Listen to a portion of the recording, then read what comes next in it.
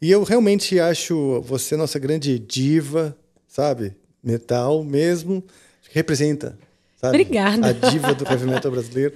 Obrigada. E pelo carisma também, entendeu? Pela sua guerra, sua humildade, sua simplicidade, sua paixão, sua excelência no que você faz, sabe? A gente estava contando que a gente colocou a sua música pra Tainá ouvir, ela ficou com medo. Ela ficou com medo. Faço uma palhinha ao vivo daqui a pouco. Ela ficou no cantinho assim, com medo. Meu Deus, mas ela vem. Eu falei, vem, mas ela é boazinha. Mas se você ela come bolinha de amendoim. Bolinha de água, gente, aqui, ó, tranquilinha. Queria montar o quebra-cabeça aqui, tá sussa. Mas... Nossa, já me perdi. Eu tava pensando outras coisas ali, já me perdi no que a gente tava falando. Mas, pô, obrigada, me sinto lisonjeada, assim, apesar de que temos outras representantes incríveis aqui. Nós temos Mai, muitas. que já fez participação ao vivo com vocês também. Verdade. Ali. Não, nós estamos bem servidos de mulheres nos vocais. Isso é muito bom, isso acho que é uma vitória, né? Porque quando eu era adolescente, existia muito preconceito com mulher cantando heavy metal. Você chegou a sentir isso? Sim, muito. Ainda existe ou hoje é mais tranquilo? Até dar aquela umidificada na garganta pra começar a falar mesmo. Isso, destila seu veneno. Muito, assim, muito, né? Eu vim de um lar heavy metal, né? Que já apoiava mulheres no metal, né? O meu pai, ele é headbanger pior que todo mundo aqui junto, viu, gente? O bicho é true, bicho, ó. Sério? É true. Nossa, quando eu fiz tatuagem da Beyoncé, torcer a cara, sabe? Isso é true. Ah, você fez uma tatuagem da Beyoncé? Tem a Beyoncé tatuada aqui, tem a Amy Winehouse tatuada aqui também. Legal, eu vou te perguntar das suas referências depois, mas segue aí, fala do seu pai. Essa hora a gente vai falar bastante. Viu como eu falei? Já vai render. Hoje ninguém dorme! Ninguém... Mas então meu pai, ele sempre curtiu muito metal, inclusive conheci o Angra por causa do meu pai, desde Sério? Moleca. Mas ele é true e gostava de Angra? True, eu falo assim, metal. Ah, tá, ele realmente gosta de metal. Metal, meu pai é headbanger, tá. assim, sabe? Não gosta de outras coisas? Não. Ah, entendi. E aí, acostumada desde criancinha, Carry On rolando na casa, era meio a época, assim, enfim. Então a gente já cresci nesse lar metal e meu pai ouvia muita banda com mulher cantando. Então ele ouvia o Warlock, que tinha a Doro Pesh, ouvia a própria Doro Pesh. Eu conheci o Nightwish, né, que eu desenvolvi o meu calo vocal. Esse é outro assunto, hein? Que eu tenho 2 nódulos na corda vocal. A gente já faz não faça isso ali pra frente, né? Tá já dá aquela... E aí, conheci Nightwish por causa do meu pai. Todas as bandas, assim, do metal, com mulheres, eu conheci por causa do meu pai. Então, pra mim, era normal. Sempre foi normal, né? Assim, só que quando eu comecei, né, a bater as asinhas e sair do ninho e ir pros rolês, assim, eu comecei, né, a sentir algumas coisas.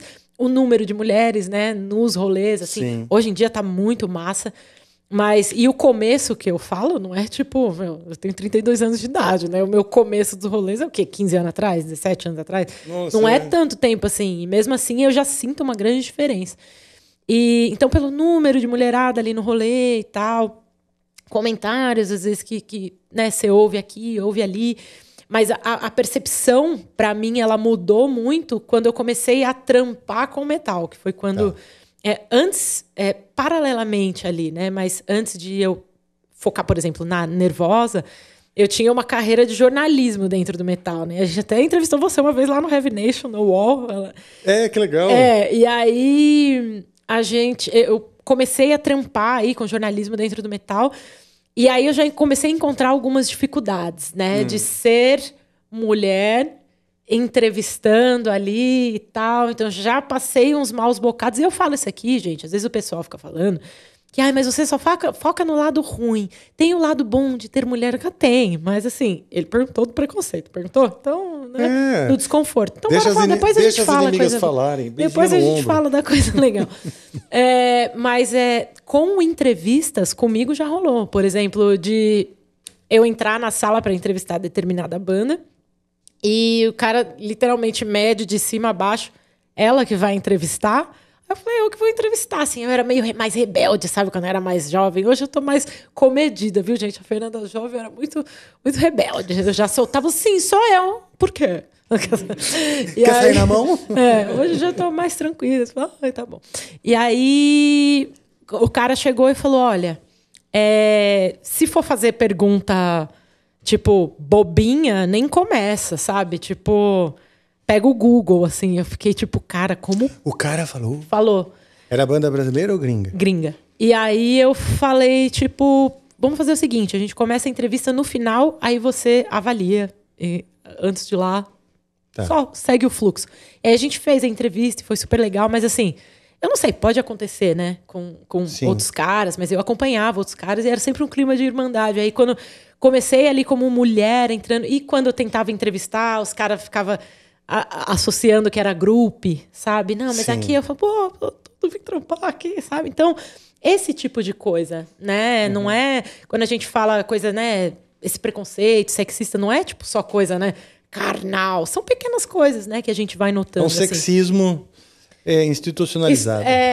Meio estrutural ali, sei lá. E aí, isso começou a rolar. E eu comecei a entender. Falei, poxa, acho que tem uma diferença ou outra ali no tratamento e tal. E aí, quando eu comecei a me profissionalizar com as bandas, aí eu senti mais. Assim, eu comecei a sentir aquela necessidade de, tipo, parece que precisa provar mais, assim, sabe? Eu não consigo expressar isso ainda muito bem. Por que a gente sentia essa necessidade, sabe? Um tempo atrás. Não sei, parecia que estava todo mundo meio julgando, assim, sabe? E aí a gente já sentia um pouco aquela pressão.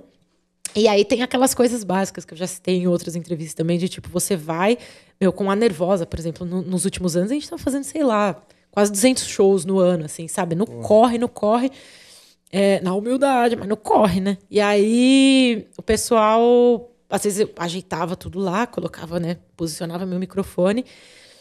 E aí o cara vinha, olha, esse aqui é o botão de volume, tá? E aí eu tipo, obrigada, moça. Se fosse a Fernanda Rebelde lá na frente. E aí, esse é o de volume, tá? Eu falava, tá bom, tranquilo. Esse é o microfone, você canta aqui. Isso. Tá? Não, e quando eu ajustava, porque eu gosto de colocar ele baixinho, né? Que tem toda a pose pra cantar ali, né? Com o plié ali. E aí, putz, eu virava de costas, quando eu voltava pra cantar, tava acima o microfone aqui. Eu falava, não.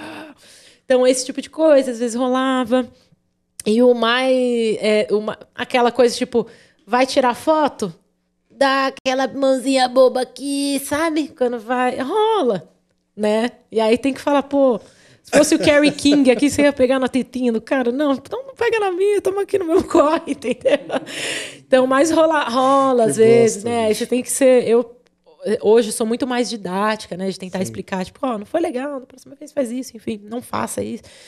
E rola isso, e rolam coisas mais, assim, meio absurdas, tipo, a gente pode até fazer um quiz. Quantas vezes você foi prevenido de entrar no seu próprio camarim, assim? Eu? Há umas 2. Pois é, eu já fui várias, porque achavam aquela questão de grupo, de novo. De tipo, você chegava no camarim e falava, eu preciso pegar... Não, aqui é só pra banda. Aí fala, não, eu sou a banda. Não, é pra banda, não com quem está com a banda. Aí tem que chamar o cara, o nosso produtor, falar, não, elas são a banda, a gente com o crachazinho, com a foto, assim, sabe? Então já rolou esse tipo de coisa. Sim. Então a gente não pode dizer que não tem, né? Tá muito melhor hoje, tá muito melhor hoje. Tá muito mais aberto hoje, muito mais aberto. Muito mais as pessoas apoiam, reconhecem o valor da mulherada, sim. Mas ainda tem, né? Eu acho importante a gente falar, porque também, gente, assim, a gente vive numa sociedade que foi criada assim, né? A gente está vivendo desse modo há muito tempo. Então tem muita gente que às vezes tem esse tipo de comportamento que não é muito legal para mina headbanger ali e nem se dá conta que teve esse comportamento. Então por isso que eu gosto de pontuar. Quando eu gosto de pontuar, não é porque eu tô reclamando.